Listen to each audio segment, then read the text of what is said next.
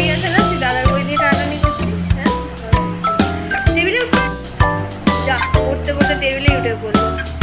টেবিলে উঠে বসে পড়বে।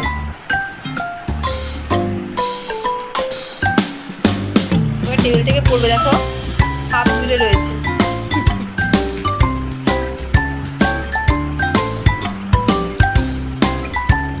উঠে নে, নয় নেমে নে।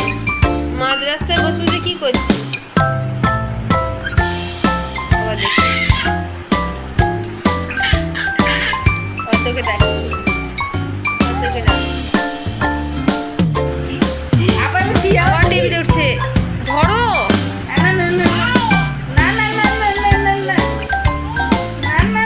তোর কোলে যাবে, কি করবি?